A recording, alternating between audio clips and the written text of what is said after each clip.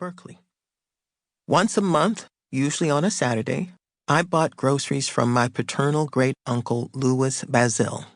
He was one of the few members of my father's family to have migrated to California from Louisiana in the 1940s, and one of only two who'd settled in San Francisco. In his early 70s, by the time I enrolled in Berkeley, Uncle Louis looked forward to my monthly visits. He was usually standing in his doorway waiting for me when I pulled up in front of his house on Lyon Street.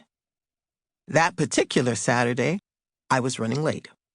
Rather than shop for Uncle Louis's groceries at my local supermarket in Berkeley, I stopped at a supermarket a few blocks down Telegraph Avenue in Oakland. I was appalled by what I encountered. Worse than the dismal lighting and dingy tiled floor was the poor quality of the produce.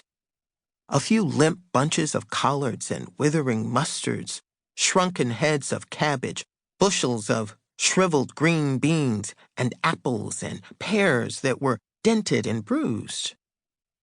The inequity between the two markets, this one in Oakland and my neighborhood market in Berkeley, was glaring.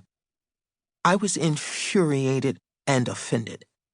How, I wondered, could the produce in the market near campus where all the white students shop be so bountiful, while the produce in the same supermarket chain just a few blocks away where the black people shopped be so inferior?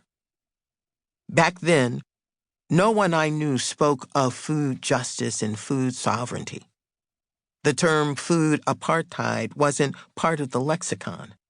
I had no outlet for my frustration, no place to express my outrage.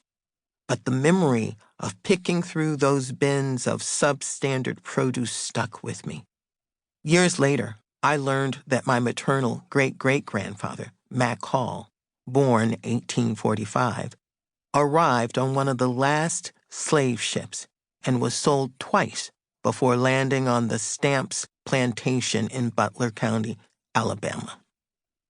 After Emancipation, he settled in the tiny rural settlement of Long Creek, near Georgiana.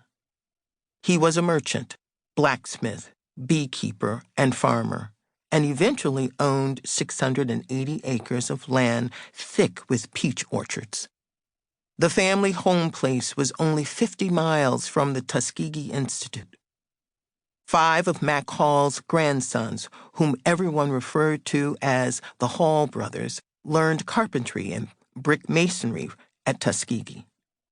Years later, they carried those skills with them when they migrated to Detroit, Michigan, where they built 2-story brick houses for themselves and their family members in Royal Oak Township. Like their grandfather, they cherished their connection to the soil and understood the value in owning and taking care of land. Their cousin, my grandfather Maimon, and his wife, Willa May, continued the same tradition of property ownership. They bought 11 lots around Royal Oak Township.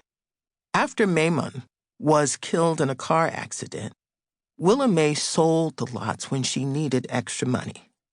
In the end, she sold all but one, which she kept for her vegetable garden. To this day, my mother, an avid gardener, grows collard greens in a corner of her backyard. Staying connected to the soil, she likes to say, is in our DNA.